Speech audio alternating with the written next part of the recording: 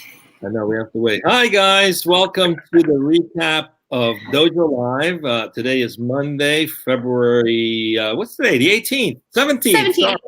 sorry, 2020. And we are recapping, Ruben, you can open this up. We're recapping last week's show where we had Daniel Mayer talking about non-conventional career paths in tech and recapping some key points that came out of that conversation. You can open that up and welcome my co-host today, Kim. Welcome, Kim. Hi, Tulio. Interestingly enough, neither you or I were original participants in the recap show, or excuse me, in the original show, but here we are in the recap. But I think that's nice because it goes to hint that anybody can recap the show, right? If you've enjoyed one of the Dojo Live shows, if you would like to participate in the recap show, let us know. Exactly. I'm thinking we should post the link to this video stream, and anybody who wants to join in could just chime in, and Ruben can let them in and out. We're going to experiment with that next week. We should totally do that.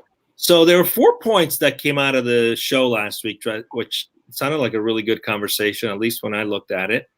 And we broke them down into both employee areas of interest and employer areas of interest. And one of the things that stood out for me was this idea that as an employee, you shouldn't be afraid to forge a new career path. And if you discover, for example, gifts along the way that are not in alignment with your original path. I thought this was really interesting because we often feel like we've committed so many years to something, and it's like the longer I stay in it, the more success I will have. But it may not resonate with us anymore because we discovered, like, I'm really a great artist and I want to open a gallery. And what's the point of, giving up 30 years investing as a tech entrepreneur? Well, the point was, if you have a gift that you discover and it resonates with you and it feeds you, then you ought to reconsider your path, because ultimately it's about being happy, right? And doing something that is purposeful. Right. The other thing that stood out was this idea, really stood out for me, actually, this idea that employers should encourage employees to pursue their own interests, right? I mean, there's, for example, if you are an engineer and you do have an interest in art and you do want to open a gallery, well, why should you have to make a choice between one or the other? And what came out of the conversation that I think stood out is this idea that encouraging an employee to pursue that for themselves, whether it's a side hustle or what have you, isn't going to take away from their performance in the day-to-day work that they actually do. If anything, it makes them happier, more engaged, more loyal, and even increases their productivity. What do you think about that, Kim? Because that's sometimes contrary to popular belief that you've got to get 100% to everything you're doing, nothing else, or everything else is a distraction. Right. I think it goes back, and I think Daniel hit on a couple points. And I think one of the first points that I appreciated going to this idea of forging our career paths is the conventional versus the non-conventional. And particularly when it comes to tech, he was highlighting this idea of, like, conventionally you have to go to kind of a tech kind of related school, and then you have to get this degree in software engineering, and then you have to try to work with the big dogs. And then there's the unconventional movement, which really resonated with me, actually, from what I hear and what I know happens here at Nearsoft, is that, sure, a fair number of our engineers have that conventional path, but a lot of them have the non-conventional path as well. Or they come out of, we have a lot of our engineers who are physicists, who are, mechanical engineers. And somehow it was software that really resonated with them and became their passion. And so they took this non-conventional career path to wind up where they are now. And so I think it was interesting to talk about the conventional versus the non-conventional, and this idea of also what it means and what tech means. And I think it honed in on this responsibility of both the employee and the employer, which really spoke to me. And that was this idea, which sort of goes along with our own tagline, right? Dojo Live, Tech Beyond Borders. He said something. He says, there's a paradox in tech in that there's a promise that technology is going to destroy borders, break down all the barriers, and that we're all going to work in this unified entity. And he said, I don't think that's actually played out. And he made this point that code is code, and you can basically write code anywhere, but there's these other external factors that come into play, right? Like, we may not be equally employed. We may not have the same opportunities, just given, where we come from, our personal points in life, even equal access to electricity. right? And so what he talked about was this idea of us as tech companies, I think, and employees and employers, and how we can push this focus toward our both financial and moral obligations to help people who can contribute to contribute. And that goes back to, I think, our point number one is to how you can bring yourself to help others.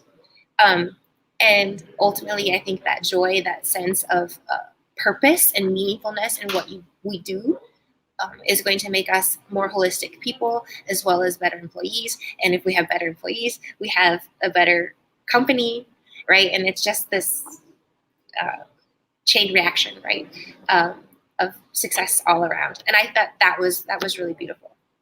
Yeah, I really enjoyed the comment around the idea that you should invest as an employer in helping people fully develop themselves as human beings, right? So sometimes there's a tendency, how do I get you to become a better coder or a better employee to really just hone in on the skills that are needed. Basically, the mindset of, this is what I'm paying you for, so I want to get the maximum output from that. And that actually doesn't work really well in terms of taking a full interest in that person, because we are very multidimensional beings. We're not just, like a one-trick pony. This is all I do. And I found it refreshing to hear, and I think a lot of companies need to hear this, that it doesn't take away anything from an employee's performance point of view to actually help employees, fully develop themselves as human beings, whether it's developing skills, new talent, new skills, pursuing new interests. All these things are critically important. And I think companies that do that actually excel and have way lower attrition than companies who don't. Right, and it goes a lot in line, I think, with a talk that we had a couple weeks ago, 2 weeks ago maybe, with Christy McCann, right? Her talk on a culture of learning and this idea of the willingness to be able to train people within to fill these new positions instead of getting rid of people and then hiring someone else in to fill that role. And I think it goes back to something that Daniel touched on, and he said, it's one of the simplest things, but also one of the most difficult things, I think, to achieve, and that's the need to care. As an employer, you have to care. And he said to recognize that you are more than the sum of what you are paid to do. That's interesting. And that goes back also to the conversation with one of our other guests, Roger Manick, who was actually teaching empathy at Stanford. There's a need to actually learn empathy, which is kind of sad, because that's how we relate to each other. So again, we keep hearing this theme. There's this constant push towards becoming more people-centric, and some companies use that as a buzzword to relate themselves in terms of the future of work. But then there's those companies who are actually making the investments to help people pursue their growth as individuals, not just their growth as professionals. And I think there's opportunities for that beyond just mindfulness practices or yoga at the office and things of that sort that are really important and good. But, the mental health issue is a big problem today that's not getting enough attention, in my opinion. And where people are in terms of their state of mind, how they feel about themselves, carries into how they perform at work, carries into how they show up everywhere else in their lives. So it would be in the best interest of everyone to invest in understanding, how do I help this individual become a better adjusted, human being, period. And so what are some of the things you think you've seen work, Kim, even here in Nearsoft? I know we're coming up on time here. Just want to share with the audience things we practice, because we practice every day here for the past 13 years.